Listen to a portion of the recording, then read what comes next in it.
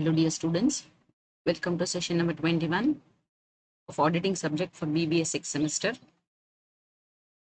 In the last class we were learning about internal check system. We understood the objectives, advantages of internal check, also understood the guidelines to be followed in case of cash payments and cash receipts. In this class we'll be specific about wage payments, the risk involved, the complications involved in wage payment and how it has to be catered. Certain guidelines have been given with regard to payment of wages that we'll be learning in 4 different parts. First of all, let us understand why we need to have internal check regarding wage payments. Wages are the payment made by the organization to the workers who are hired on day-to-day basis. They are not salaried employees, rather they are day-to-day wage earners. Generally, these are employed on a daily basis, and the payments are made for the number of days they work, or maybe on the basis of the number of units they produce.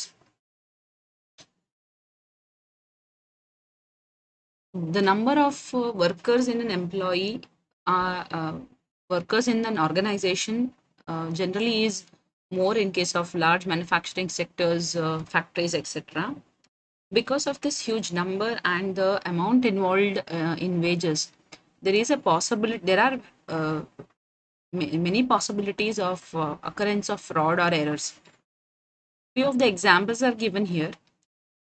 If an employee is working on time wages basis, ಒಂದು worker ಅನ್ನುವ time wages ಅಂದ್ರೆ ಎಷ್ಟು ಗಂಟೆ ಅವನು organisation ಅಲ್ಲಿ work ಮಾಡ್ತಾನೋ ಅದಕ್ಕೆ ಸರಿಯಾಗಿ ಪೇಮೆಂಟ್ ಮಾಡುವಾಗ ಅದಕ್ಕೆ ದಾಖಲೆಯಾಗಿ ಟೈಮ್ ರೆಕಾರ್ಡ್ಸ್ ಅಂತ ಮೇಂಟೈನ್ ಮಾಡ್ತೇವೆ. ಟೈಮ್ ವೇಜಸ್ ಪೇಮೆಂಟ್ ಮಾಡುವಾಗ ಅಂದ್ರೆ ಇಂತಿಷ್ಟು ಗಂಟೆಗಳ ಒಂದು 8 ಗಂಟೆಗಳ ಕಾಲ ಕೆಲಸ ಮಾಡಿದ್ರೆ ಗಂಟೆಗೆ 200 ರೂಪಾಯಿ ಪ್ರಕಾರ ಪೇಮೆಂಟ್ ಮಾಡುವ, ಗಂಟೆಗೆ 180 ರೂಪಾಯಿ ಪ್ರಕಾರ ಪೇಮೆಂಟ್ ಮಾಡುವಂತದ್ದಾದ್ರೆ, ಸೊ ಅವನು ಎಷ್ಟು ಗಂಟೆಗಳ ಕಾಲ ಆರ್ಗನೈಸೇಷನ್ ಅಲ್ಲಿ ಕೆಲಸ ಮಾಡಿದ್ದಾನೆ ಅನ್ನುವ ವಿಷಯದಲ್ಲಿ ವೇಜಸ್ ಅನ್ನ ಫಿಕ್ಸ್ ಮಾಡಲಾಗ್ತದೆ ಮತ್ತು ಅದಕ್ಕೆ ಸರಿಯಾದ ದಾಖಲೆಗಳನ್ನ, ಟೈಮ್ ರೆಕಾರ್ಡ್ಸ್ ಅನ್ನ ಮೇಂಟೈನ್ ಮಾಡ್ತಾರೆ. ಇಲ್ಲಿ ಮಿಸ್ಟೇಕ್ಸ್ ಗಳೇನಾಗ್ಬೋದು ಅಂತ, ರೆಕಾರ್ಡಿಂಗ್ ಆಫ್ ದ ಟೈಮೇ ತಪ್ಪಾಗ್ಬೋದು. 6 ಗಂಟೆಗಳ ಕೆಲಸ ಮಾಡಿ 8 ಗಂಟೆ ಅಂತ ರೆಕಾರ್ಡ್ ಮಾಡುವಂಥದ್ದು, 8 ಗಂಟೆಗಳ ರೆಕಾರ್ಡ್ ಮಾಡಿ 5 ಗಂಟೆ ಕೆಲಸ ಮಾಡುವಂಥದ್ದು, ಇದು ಸಾಧ್ಯ ಉಂಟು. And because of which the workers may get wages for which they have not worked at all. The second possibility is the piece work. Piece work ಅಂತ ಹೇಳಿದ್ರೆ ನಾವು ಉತ್ಪಾದಿಸಿದ ನಂಬರ್ ಆಫ್ ಯೂನಿಟ್ಸ್ಗೆ ಸರಿಯಾಗಿ ನಮಗೆ wages. You can see this in generally in factories which are manufacturing textiles, and the shirts, pants, dress materials and ಹೊಲಿಯುವವರು ಅವರಿಗೆ per unit. So if you stitch one shirt, you will get so much of amount. Okay, let us take 50 rupees for stitching one shirt. Now if I produce 10 shirts in a day, then I will have to be paid 10 into 50 rupees, 500 per day. Now the number of shirts manufactured 10 ಅಂತ ಹೇಳಿ entry ಮಾಡಿರ್ಬೋದು, but ನಾನು 10 complete ಮಾಡದೇ ಇರಬಹುದು. So ಈ mistakes ನಿಂದಾಗಿ ನನಗೆ I will get wages for that activity which I have not it done, are the rates of wages may be over stated. ಗಂಟೆಗೆ 80 ರೂಪಾಯಿ ಅಂತ ಫಿಕ್ಸ್ ಮಾಡಿರ್ಬೋದು, ಬಟ್ ಅಲ್ಲಿ ರೆಕಾರ್ಡ್ ಮಾಡುವಾಗ ಗಂಟೆಗೆ 100 ರೂಪಾಯಿ ಅಂತ ರೆಕಾರ್ಡ್ ಮಾಡುವಂತಹದ್ದು, ಆವಾಗ ಹೆಚ್ಚಿನ ವೇಜ್ ರೇಟ್ ಪೇಮೆಂಟ್ ಮಾಡುವಂತಹದ್ದು, ಅಥವಾ ಅವರ್ಸ್ ಆಫ್ ವರ್ಕ್ ಅನ್ನ ಜಾಸ್ತಿ ಓವರ್ ಸ್ಟೇಟ್ ಮಾಡುವಂತಹದ್ದು. ಕ್ಲರಿಕಲ್ ಎರರ್ಸ್ ಇನ್ ಪೇಪರಿಂಗ್ ವೇಜಸ್ ಶೀಟ್. ಸೊ ತುಂಬ ವೇಜ್ ಪೇಮೆಂಟ್ ಇರುವಾಗ, ತುಂಬ ಜನರ ವೇಜ್ ಪೇಮೆಂಟ್ ಕ್ಯಾಲ್ಕುಲೇಷನ್ ಮಾಡಬೇಕಾಗಿರುವಾಗ ಅಲ್ಲಿ ಕೆಲಸದ ಒತ್ತಡ ಜಾಸ್ತಿ ಇರ್ತದೆ. ಬಿಕಾಸ್ ವೇಜ್ ಪೇಮೆಂಟ್ ಅನ್ನೋದು ವೀಕ್ಲಿ ಬೇಸಿಸ್ ನಲ್ಲಿ ಮಾಡಬೇಕಾದಂತಹದ್ದು. On the basis of the weekly payment to be done, lots of calculation will be involved in case of preparation of wages sheet. So in this case, there is a possibility that in the hurry of completing the job fast, the errors may creep in. So total ಮಾಡುವಾಗ, multiply ಮಾಡುವಾಗ, number of hours into wage rate ಮಾಡುವಾಗ, ಅಥವಾ number of pieces into piece rate ಮಾಡುವಾಗ, overtime allowance calculation ಮಾಡುವಾಗ errors ಆಗೋ ಸಾಧ್ಯತೆ ಇರ್ತದೆ. Plus wage sheet ಅನ್ನ ಓವರ್ಕಾಸ್ಟ್ ಮಾಡಿ ಟೋಟಲ್ ಆಫ್ ದ ವೇಜಸ್ ಶೀಟನ್ನು ಇರುವ ಮೊತ್ತಕ್ಕಿಂತ ಜಾಸ್ತಿ ಮೊತ್ತಕ್ಕೆ ತೋರಿಸಿ ಹೆಚ್ಚಿನ ಕ್ಯಾಶನ್ನು ವಿಡ್ರಾ ಮಾಡಿಕೊಂಡು ಮಿಸ್ಯೂಸ್ ಮಾಡುವ ಸಾಧ್ಯತೆ ಇರ್ತದೆ. Including of dummy, ghost or fictitious workers. Dummy workers or ghost workers ಅಂತ ಹೇಳಿ ಅವ್ರು ನಿಜವಾಗ್ಲೂ ಅಸ್ತಿತ್ವದಲ್ಲೇ ಇಲ್ಲ, ಆದರೂ ಅವರ ಹೆಸರನ್ನು ನಾವು ವೇಜಸ್ ಶೀಟಲ್ಲಿ ಸೇರಿಸಿಕೊಂಡು ಹೆಚ್ಚಿನ ವೇಜಸ್ಸನ್ನು ಕ್ಯಾಲ್ಕುಲೇಟ್ ಮಾಡಿ ಆ ಹಣವನ್ನು ಪೇಮೆಂಟ್ ಮಾಡಿದೆ ಅಂತ ತೋರಿಸಿ ಆ ಹಣವನ್ನು ಪಾಕೆಟ್ ಮಾಡುವಂಥದ್ದು. ಇದಕ್ಕೆ ನಾವು ಹೇಳ್ತೇವೆ dummy workers or ghost workers. ಅವರು ಅಸ್ತಿತ್ವದಲ್ಲೇ ಇಲ್ಲ, ಬಟ್ ಸ್ಟಿಲ್ ಕೆಲಸಕ್ಕೆ ಬರಲಿಲ್ಲ ಅಂಥವರ ಹೆಸರುಗಳನ್ನು ನಾವು ಸೇರಿಸುವಂಥದ್ದು. ಇದರಿಂದ ಏನಾಗುತ್ತೆ ಅಂತ ಹೇಳಿದ್ರೆ ವೇಜ್ ಪೇಮೆಂಟ್ ಬಿಲ್ ದೊಡ್ಡದಾಗುತ್ತೆ, ಬಟ್ ನಿಜವಾಗ್ಲೂ ಕೆಲಸ ಕಡಿಮೆ ಆಗಿರ್ತದೆ. ಸೊ ಇದೊಂದು ರೀತಿಯ fraud. Also conversion or misappropriation of unpaid wages. Unpaid wages means ಕೆಲವೊಮ್ಮೆ ಕೆಲಸಗಾರರು ಕೆಲಸ ಮಾಡಿರ್ತಾರೆ, ವೇಜ್ ಪೇಮೆಂಟ್ ಮಾಡುವ ದಿನ ಬಂದಿರೋದಿಲ್ಲ, ಇಲ್ಲಿ ಹೆಲ್ತೋ ಏನೋ ಒಂದು ಕಾರಣಕ್ಕೆ ಬಂದಿರೋದಿಲ್ಲ. ಈಗ ಅವರ ವೇಜಸ್ ಅನ್ನ ತೆಗೆದು ನೆಕ್ಸ್ಟ್ ಯಾವತ್ತಾದ್ರೂ ಬಂದಾವಾಗ ಕೊಡಬೇಕಾಗತ್ತೆ. ಅದಕ್ಕೆ ನಾವೇನ್ ಮಾಡ್ತೇವೆ ಅಂತ ಹೇಳಿ ತೆಗೆದಿಡ್ತೇವೆ. ಬಟ್ ಇಂಥ ತೆಗೆದಿಟ್ಟ ಹಣ ನಿಜವಾಗ್ಲೂ ಅವನಿಗೆ ಹೋಗಿದೆಯಾ ಇಲ್ವಾ ಅನ್ನೋ ಬಗ್ಗೆ ಕನ್ಫರ್ಮೇಷನ್ಗೆ ಯಾರೂ ಮುಂದೆ ಬರೋದಿಲ್ಲ. So this is a possibility that where the cash may be misappropriated by the paying authority. So ಇಂಥದ್ದೆಲ್ಲ ಮಿಸ್ಟೇಕ್ಸ್ಗಳು ಆಗೋ ಸಾಧ್ಯತೆ ಇದೆ. ಹಾಗಾಗಿ we need to have a good internal check system, because workers are the backbone of a factory. So if they are not satisfied, if there is any mistake here, it may cause grievance. ಅಲ್ಲದೆ wage payment ಅನ್ನೋದು ದೊಡ್ಡ ಖರ್ಚು ಆದ್ರಿಂದ we should be extra careful because it will affect the profitability of the organisation. ಇಲ್ಲಿ ಅನ್ಯಾಯನೂ ಆಗಬಾರ್ದು, ಎಂಪ್ಲಾಯೀಸಿಗೂ ಅನ್ಯಾಯ ಆಗಬಾರ್ದು, ಆರ್ಗನೈಸೇಷನ್ಗೂ ಮೋಸ ಆಗಬಾರ್ದು. ಯಾರು ಕೂಡ ಅನ್ನೆಸೆಸರಿಯಾಗಿ ಬೇರೆಯವರ one should not make profit on others loss. ಬೇರೆಯವರಿಗೆ ಲಾಸ್ ಮಾಡಿ ಆರ್ಗನೈಸೇಷನ್ಗೆ ಲಾಸ್ ಮಾಡಿ ಎಂಪ್ಲಾಯೀಸ್ಗಳು ಲಾಭ ಮಾಡ್ಕೊಳ್ಬಾರ್ದು. There should be correct payment, correct timely payment and correctness in the wage records and the time records kept. Wages ಶೀಟನ್ನು ಕೂಡ ಸರಿಯಾಗಿ ಪ್ರಿಪೇರ್ ಮಾಡಬೇಕು. ಡಮ್ಮಿ ವರ್ಕರ್ಸನ್ನು ಇನ್ಕ್ಲೂಡ್ ಆಗದ ಹಾಗೆ ಕೇರ್ ತಗೋಬೇಕು. Then correct payment for the right work done to the right person. So ಸರಿಯಾದ ಮೊತ್ತ ಸರಿಯಾದ ವ್ಯಕ್ತಿಗೆ for the work he has done, ಅವ್ನು ಮಾಡಿದ ಕೆಲಸಕ್ಕೆ ಸರಿಯಾದ ಮೊತ್ತವನ್ನು ಪಾವತಿಸುವುದು ನಮ್ಮ ಧರ್ಮ. ಸೊ ಇದೆಲ್ಲವನ್ನ ಅಚೀವ್ ಮಾಡಬೇಕಾದ್ರೆ ನಾವೊಂದು ಕರೆಕ್ಟ್ ಆದ ಒಳ್ಳೆಯ ಒಂದು ಇಂಟರ್ನಲ್ ಚೆಕ್ ಸಿಸ್ಟಮ್ ಅನ್ನು ನಾವು ವೇಜಸ್ ಪೇಮೆಂಟ್ ಅಲ್ಲಿ ಫಾಲೋ ಮಾಡಬೇಕು. What are the guidelines related to wage payments? Wage ಪೇಮೆಂಟ್ಸ್ನ ಬಗ್ಗೆ ಏನೆಲ್ಲ ಗೈಡ್ಲೈನ್ಸ್ ಇದೆ? There are 4 portions to this guidelines. We will learn the guidelines in 4 categories. First, which is generic. The second one is in connection with maintenance of wage records. The third one is about preparation of wage sheet. The fourth one is about payment of wages. ನಾವು ಇದನ್ನು 2 session ಅಲ್ಲಿ ಭಾಗ ಮಾಡ್ತೇವೆ. First 2 general guidelines ಮತ್ತು maintenance of wage records ಅನ್ನು ನಾವು session number 21 ಅಲ್ಲಿ deal ಮಾಡಿ, guidelines for preparation of wages sheet and payment of wages ಅನ್ನ ಸೆಷನ್ ನಂಬರ್ 22 ಅಲ್ಲಿ ಕವರ್ ಮಾಡ್ತೇವೆ. Now let us understand the generic guidelines applicable to wage payments. ಏನೆಲ್ಲ general guidelines ಇದೆ? Enough care must be taken related to appointment of workers and dismissal of workers. ನಮ್ಮ ಫ್ಯಾಕ್ಟ್ರಿಗೆ appoint ಆದ ಕೆಲಸದವರು ಮತ್ತು ಕೆಲಸದಿಂದ ತೆಗೆದು ಹಾಕಿದಂಥ ವರ್ಕರ್ಸ್ನ ಡೀಟೇಲ್ಸ್ ಇದನ್ನು ನಾವು ಸರಿಯಾಗಿ ಮೇಂಟೈನ್ ಮಾಡ್ಕೋಬೇಕು. ಅದು ರೈಟಿಂಗ್ ಅಲ್ಲಿ ಇರಬೇಕು. ಪ್ಲಸ್ ಫಿಕ್ಸೇಷನ್ ಆಫ್ ವೇಜಸ್, ಇವರಿಗೆ ವೇಜ್ ರೇಟ್ಸ್ ಅನ್ನ ಫಿಕ್ಸ್ ಮಾಡಿದರ ಬಗ್ಗೆ ಮತ್ತು ಮುಂದಕ್ಕೆ ಏನಾದರೂ ಚೇಂಜಸ್ ಮಾಡಿದ್ರೆ ವೇಜ್ ರೇಟ್ಸ್ ನಲ್ಲಿ ಚೇಂಜಸ್ ಆದ ಬಗ್ಗೆ ಕೂಡ ಮಾಹಿತಿಯನ್ನು ಲಿಖಿತ ರೂಪದಲ್ಲಿ ಆರ್ಗನೈಸೇಷನ್ ಒಂದು ಸೆಪರೇಟ್ ಫೈಲ್ ಅಲ್ಲಿ ಮೇಂಟೈನ್ ಮಾಡಿಡಬೇಕು. ಮತ್ತು ಇದೆಲ್ಲವೂ ಕೂಡ ಒಬ್ಬ ರೆಸ್ಪಾನ್ಸಿಬಲ್ ಆಫೀಸರ್ ಅಂದ್ರೆ ಪರ್ಸನಲ್ ಡಿಪಾರ್ಟ್ಮೆಂಟ್ HR ಡಿಪಾರ್ಟ್ಮೆಂಟ್ ಅಂತ ಹೇಳ್ತೇವೆ. ಈ HR ಡಿಪಾರ್ಟ್ಮೆಂಟ್ ಆಫೀಸರ್ ಇದೆಲ್ಲವೂ ಆಗುವ ಹಾಗೆ ನೋಡ್ಕೊಳ್ಬೇಕು. ಸೊ ಈ ಮಾಹಿತಿ ವೇಜಸ್ ಆಫೀಸಿಗೆ ಕಮ್ಯುನಿಕೇಟ್ ಆಗ್ತಾ ಇರಬೇಕು. ಹೊಸ ಕೆಲಸದವರು ಬಂದ್ರೆ ವೇಜಸ್ ಆಫೀಸಿಗೆ ಗೊತ್ತಿರಬೇಕು, ಇಂತಿಂಥವ್ರು ಹೊಸದಾಗಿ ಈ ತಾರೀಕಿನಿಂದ ನೇಮಕ ಆಗಿದ್ದಾರೆ. ಇಲ್ಲ ಕೆಲಸದ ಬಿಟ್ಟು ಹೋಗಿದ್ದಾರೆ ಅಂತ ಹೇಳಿದ್ರೆ the wages office must know ಇಂತಿಂಥವ್ರು ಈ ದಿನದಿಂದ ಕೆಲಸದಿಂದ ಇಲ್ಲ. ಹಾಗಾಗಿ ವೇಜಸ್ ಪ್ರಿಪರೇಷನ್ ಒಟ್ಟಿಗೆ ಅಂಥವರಿಗೆ ಪೇಮೆಂಟ್ ಆಗದ ಹಾಗೆ ನೋಡ್ಕೋಬಹುದು.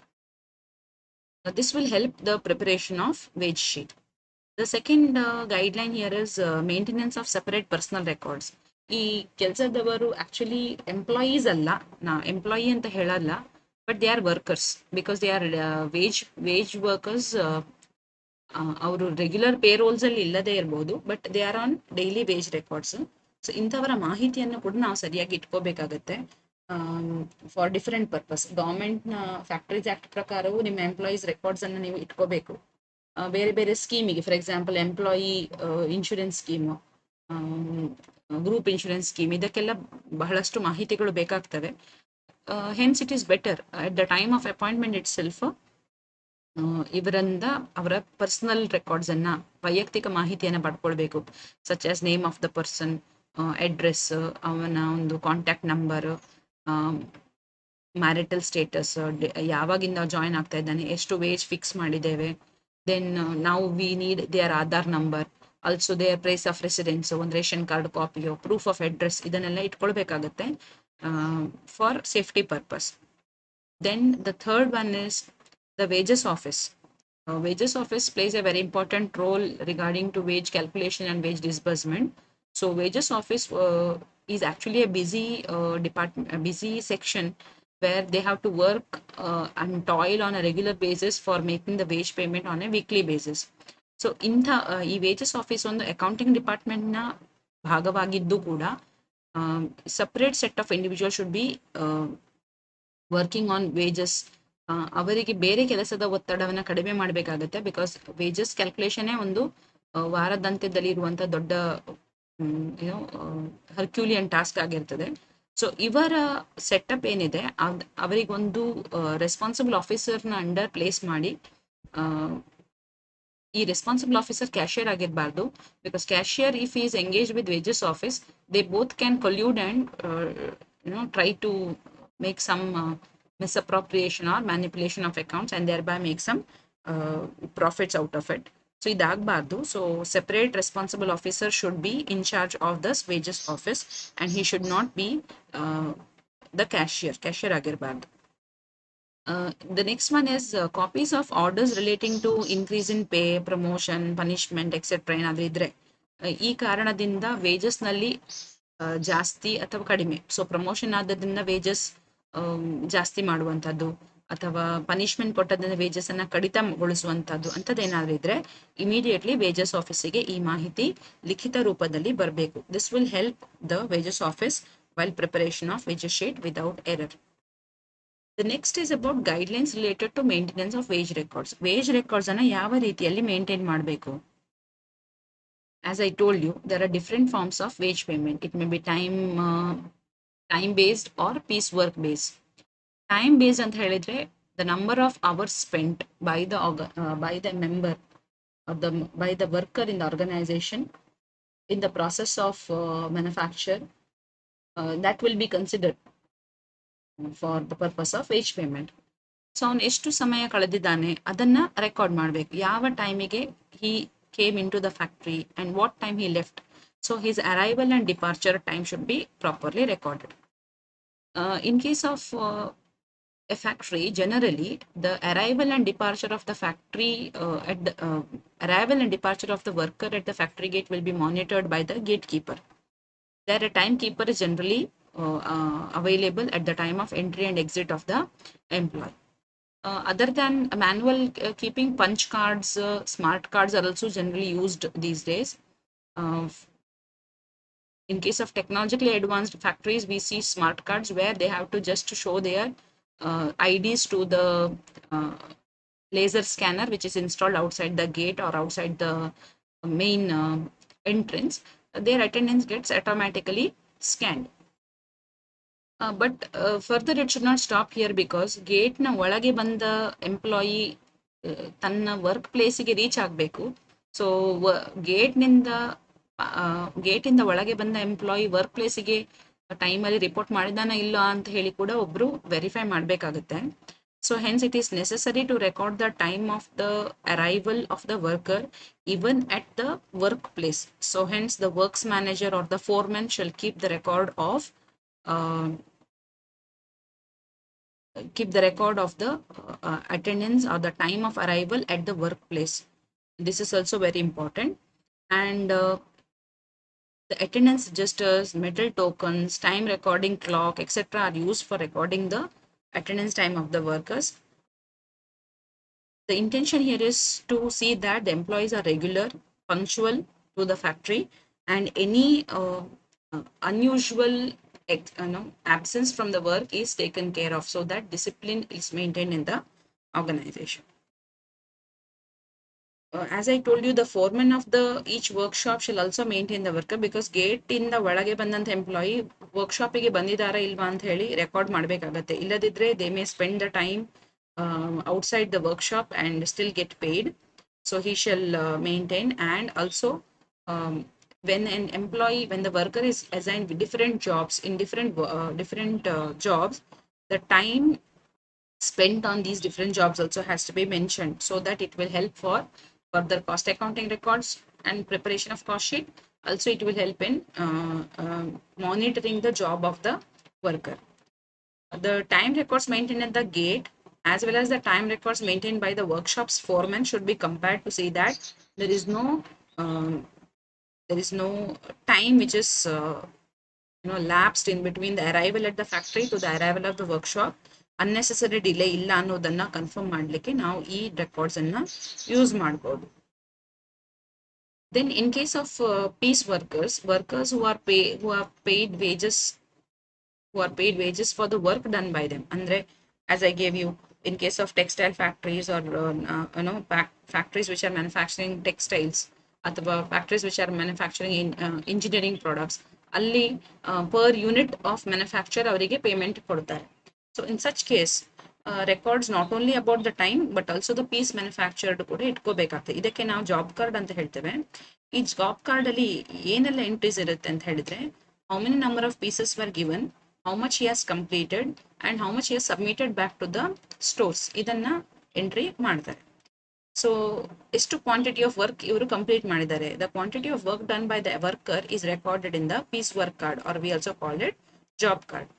This job card will be signed by the worker, the foreman of the workshop, as well as the godown keeper or storekeeper to whom the products are finally handed over. Job card ಅಲ್ಲಿ first entry ಮಾಡ್ತಾನೆ worker, ಅವನ details ಅನ್ನ ಬರೀತಾನೆ, ಅವನ್ sign ಹಾಕ್ತಾನೆ, ಅವನು material ಅನ್ನ ಪಡ್ಕೊಂಡು ಬರ್ತಾನೆ.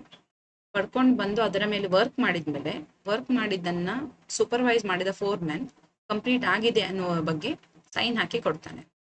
ಮತ್ತೆ ಆ ಗೂಡ್ಸ್ ಅನ್ನ ವರ್ಕರ್ ಹೋಗಿ ಸ್ಟೋರ್ ಕೀಪರಿಗೆ ಹ್ಯಾಂಡ್ ಓವರ್ ಮಾಡ್ಬೇಕು, ಇಷ್ಟು ವರ್ಕ್ ಕಂಪ್ಲೀಟ್ ಆಗಿದೆ ನೋಡಿ ಅಂತ. ವರ್ಕರ್ ಗೋಲ್ಡನ್ ಕೀಪರ್ ಏನ್ ಮಾಡ್ತಾನೆ ಅಂತ ಹೇಳಿದ್ರೆ, he will verify the quality of the particular product, and if it is okay, if it is damage free, if it is as per the quality, then he will accept it and he will acknowledge that istu goods deliver agide. This will serve as the basis for the number of pieces he has manufactured. The next guideline here speaks about no worker should be allowed to work overtime. Overtime ಅನ್ನೋದು ತುಂಬಾ lucrative many of the employees ಗೆ, because work overtime ನೀವು ಕೆಲಸ ಮಾಡುವಾಗ regular wages ನ double amount generally overtime wages ಅಂತ ಹೇಳಿ ಕೊಡ್ತಾರೆ. ಆದ್ರೆ overtime should be a last option only when there is extra work which is not able to be completed in the regular work time. ಅದನ್ನ misuse ಮಾಡಬಾರ್ದು. So just regular time ನನ್ನು regular working time ನಲ್ಲಿ ಹೆಚ್ಚಿನ production ಮಾಡದೆ, ಹೆಚ್ಚಿನ productivity ತೋರಿಸದೆ over time ಮಾಡಿಕೊಂಡ್ರೆ ಅಲ್ಲಿ ಆರ್ಗನೈಸೇಷನ್ಗೆ loss ಆಗುತ್ತೆ. ರೆಗ್ಯುಲರ್ ವರ್ಕ್ ಟೈಮ್ ನಲ್ಲಿ ಪ್ರೊಡಕ್ಟಿವ್ ಇಲ್ಲ, ಓವರ್ ಟೈಮ್ ನಲ್ಲಿ ಕೆಲಸ ಮಾಡಿ ಎಕ್ಸ್ಟ್ರಾ ಖರ್ಚನ್ನ ಆರ್ಗನೈಸೇಷನ್ಗೆ ತಂದೊಡ್ಡುವ ಸಾಧ್ಯತೆ ಇರ್ತದೆ ವರ್ಕರ್ಸ್. ಸೊ ಯಾವುದೇ ವ್ಯಕ್ತಿ ಓವರ್ ಟೈಮ್ ಕೆಲಸ ಮಾಡಬೇಕಾದ್ರೆ ಅವನಿಗೆ ಆಥರೈಸೇಷನ್ ಇದ್ರೆ ಮಾತ್ರ, ಆ ರೆಸ್ಪಾನ್ಸಿಬಲ್ ಆಫೀಸರ್ ಅಂದ್ರೆ ವರ್ಕ್ಸ್ ಮ್ಯಾನೇಜರ್ ಆಥರೈಸ್ ಮಾಡಿದ್ರೆ ಮಾತ್ರ ಅವರು ಓವರ್ ಟೈಮ್ ವರ್ಕ್ ಮಾಡ್ಬೋದು ಮತ್ತು ಅವರಿಗೆ ಓವರ್ ಟೈಮ್ ಪೇಮೆಂಟ್ ಅನ್ನ ಮಾಡಬಹುದು. ಇಲ್ಲ ಅಂದ್ರೆ ಓವರ್ ಟೈಮ್ ವೇಜಸ್ ನ ಆಸೆಗೆ sometimes people may be very negligent during their regular time. So this must be prevented from happening. Then as a rule, the worker should not be allowed to leave the factory before the scheduled departure time. ನಿಗದಿತ ಸಮಯಕ್ಕಿಂತ ಮೊದಲೇ ಫ್ಯಾಕ್ಟರಿಯಿಂದ ಹೊರಗೆ ಹೋಗುವ ಅಥವಾ ಹೊರಟು ಹೋಗುವ, ಮನೆಗೆ ಹೋಗುವ ಕ್ರಮ ಏನಾದ್ರೂ ಇದ್ರೆ ಅದನ್ನ ನಾವು ಡಿಸ್ಕರೇಜ್ ಮಾಡ್ಬೇಕು. Unless and otherwise it is emergency, ಇಂಥ ಪ್ರಾಕ್ಟೀಸಸ್ ಗಳನ್ನ ನಾವು ಅವಾಯ್ಡ್ ಮಾಡ್ಬೇಕು. ನಿಗದಿತ ಸಮಯಕ್ಕೆ ಅವ್ರು ಹೊರಗೆ ಹೋಗ್ಬೇಕು. ಅವರ ಪರ್ಸನಲ್ ವರ್ಕಿಗೆ ಅವರಿಗೆ ಏನಾದ್ರೂ ಹೊರಗೆ ಹೋಗ್ಲೇಬೇಕಾದ ಅನಿವಾರ್ಯತೆ ಇದ್ದಲ್ಲಿ he should take the permission of the works manager or the foreman under whom he is to whom he is reporting. ಈ ರಿಟರ್ನ್ ಪರ್ಮಿಷನ್ ಇದ್ದಲ್ಲಿ ಮಾತ್ರ ಅವರಿಗೆ ಫ್ಯಾಕ್ಟರಿಯಿಂದ ಹೊರಗಡೆ ಹೋಗ್ಲಿಕ್ಕೆ, ಅಂದ್ರೆ ವರ್ಕಿಂಗ್ ಅವರ್ಸ್ ಅಲ್ಲಿ ಫ್ಯಾಕ್ಟರಿಯಿಂದ ಹೊರಗಡೆ ಹೋಗ್ಲಿಕ್ಕೆ ಅವಕಾಶ ಕೊಡಬಹುದು. ಇಂಥ ಸ್ಪೆಷಲ್ ಕೇಸ್ ನಲ್ಲಿ ಪಾಸ್ ಔಟ್ ಸ್ಲಿಪ್ ಅನ್ನ ಪ್ರಿಪೇರ್ ಮಾಡ್ತಾರೆ with the purpose for which he is going out, ಇದನ್ನೆಲ್ಲ ಮೆನ್ಷನ್ ಮಾಡ್ತಾರೆ. ಸೊ ಪಾಸ್ಔಟ್ ಸ್ಲಿಪ್ ಅನ್ನ ಡುಪ್ಲಿಕೇಟ್ ಅಲ್ಲಿ ಮಾಡ್ತಾರೆ. ಒಂದು ಕಾಪಿ ಆಫ್ ಪಾಸ್ಔಟ್ ಸ್ಲಿಪ್ ಅನ್ನ ಗೇಟ್ ಕೀಪರಿಗೆ ಕೊಡಬೇಕು, ಆವಾಗ ಮಾತ್ರ ಗೇಟ್ ಕೀಪರ್ ಅಲೋ ಮಾಡ್ತಾನೆ ಹೊರಗೆ ಹೋಗ್ಲಿಕ್ಕೆ. The second copies for the Foreman, ಅವನ ಸೂಪರ್ವೈಸರ್ಗೆ ಕೊಡ್ತಾರೆ. ಯಾಕಂತ ಹೇಳಿದ್ರೆ ನಾಳೆ ಅವನು ಈ ಸಮಯದಿಂದ ಈ ಸಮಯ ಅವನ ಕೆಲಸದಲ್ಲಿ ಇಲ್ಲ ಅಂತ ಹೇಳಿದ್ರೆ ಆ ಸಮಯ ಆಬ್ಸೆಂಟ್ ಇದ್ದ ಸಮಯಕ್ಕೆ ಪೇಮೆಂಟ್ ಮಾಡಬಾರ್ದು. ಸೊ ಇದನ್ನ ಮುಂದಕ್ಕೆ ವೇಜಸ್ ಆಫೀಸಿಗೆ ಕಳಿಸ್ತಾರೆ. So that when they are calculating his wages for the day or for that particular week, they will deduct that particular absentee hours from the payment to be made. Then the time records of the time workers, piece work records of the piece wage workers, overtime records if there are any, pass out records, passing out slips ಇದೆ, ಇದೆಲ್ಲವನ್ನ wages ಆಫೀಸಿಗೆ at end of every week ಅದನ್ನ ಕಳಿಸ್ಬೇಕು. Generally Friday evening ಒಳಗೆ ಇದು wages ಆಫೀಸಿಗೆ ಹೋಗ್ಬೇಕು. Because Saturday they have to complete the calculation. So normally at the weekends, that is Friday evening ಒಳಗೆ ವೇಜಸ್ ಆಫೀಸಿಗೆ ಅದು ತಲುಪಬೇಕು.